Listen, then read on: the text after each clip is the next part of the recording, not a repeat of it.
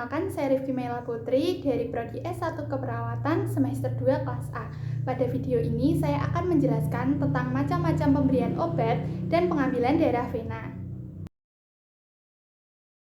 Macam-macam pemberian obat ada 5. Pertama, injeksi intramuskuler. Kedua, injeksi intrakutan atau intradermal. Yang ketiga, injeksi subkutan. Keempat, injeksi intravena. Dan yang kelima, pemberian obat secara oral, topikal, dan supositoria. Pertama, injeksi intramuskuler. Intra berarti dalam dan muskuler berarti otot. Jadi, penyuntikan intramuskuler dilakukan dengan cara menyuntikkan obat ke dalam otot. Karena letak otot lebih dalam dibandingkan jaringan lemak, dibutuhkan jarum yang lebih panjang untuk cara pemberian obat ini. Metode ini dilakukan dengan jarum yang membentuk sudut 90 derajat dalam posisi duduk. Biasanya, jenis injeksi intramuskuler sering digunakan untuk proses vaksin. Nah, berikut ada lokasi pemberian suntikan intramuskuler. Yang pertama, otot vastus lateralis di antara pinggul dan otot. Yang kedua, otot ventrogluteal tepat di bawah pinggul di sisi tubuh. Dan yang terakhir, otot deltoid di antara bagian atas bahu dan lengan. 2. Injeksi intrakutan atau intradermal. Injeksi intrakutan atau intradermal adalah injeksi yang memasukkan suatu zat secara dangkal atau dangkal ke dalam dermis yang terletak di antara epidermis dan hipodermis. Suntikan intradermal adalah jenis suntikan yang tidak masuk ke bawah dermis dan biasanya digunakan untuk vaksinasi. Jenis intradermal sering digunakan untuk tes sensitivitas, misalnya tes tuberkulosis, alergi, dan tes anestesi lokal. Bagian tubuh yang sering dijadikan lokasi suntikan intradermal adalah lengan bawah dan punggung bawah. Yang ketiga, ada injeksi subkutan. Injeksi subkutan bertujuan untuk mengirimkan cairan ke jaringan antara kulit dan otot. Metode ini membuat penyerapan obat berjalan lebih lambat daripada injeksi intramuskuler.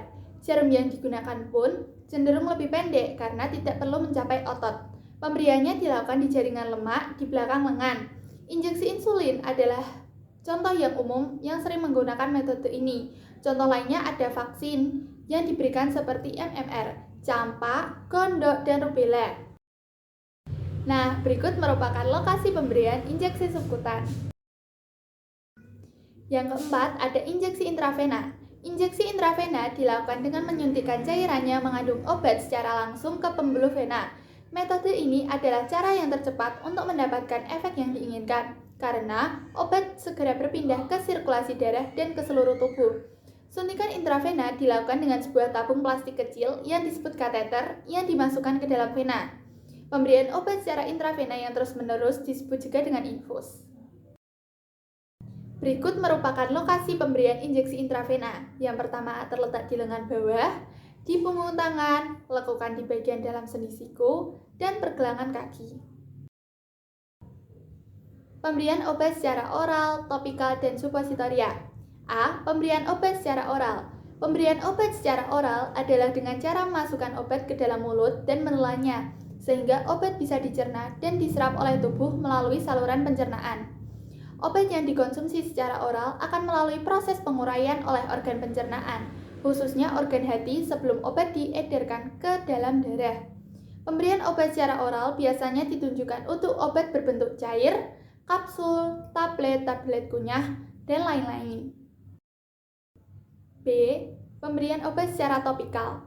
Pada cara ini, obat akan diserap secara langsung oleh permukaan kulit dan efeknya dapat langsung dirasakan oleh bagian tubuh yang diobati. Obat-obat yang diberikan secara topikal biasanya berbentuk salep, lotion, gel, krim, bedah, atau plester yang ditempelkan pada kulit. C. Pemberian obat secara supositoria. Pemberian obat secara rektal dilakukan dengan masukkan obat tertentu melalui dubur. Obat ini berbentuk padat dan mengandung zat sejenis lilin yang mudah terurai saat masuk ke dalam dubur dan diserap dengan cepat oleh pembuluh darah di dinding rektum.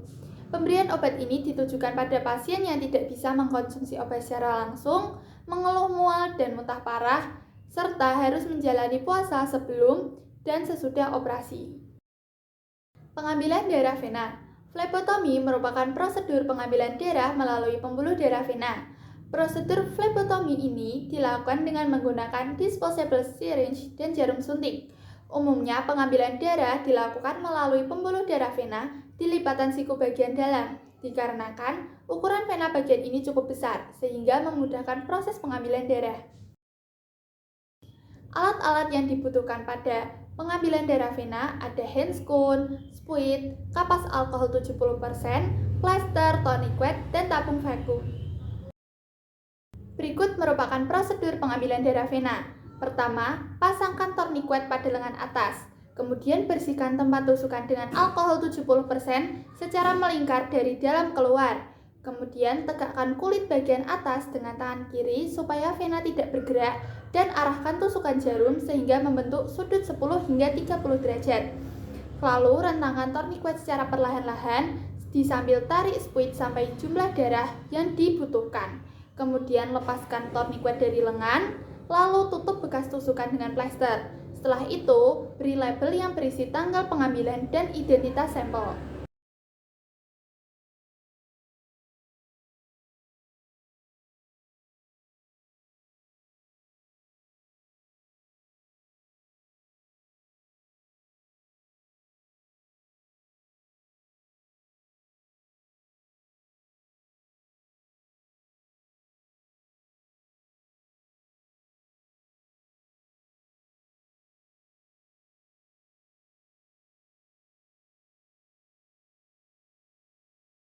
Sekian video macam-macam pemberian obat dan pengambilan darah vena. Terima kasih. Wassalamualaikum warahmatullahi wabarakatuh.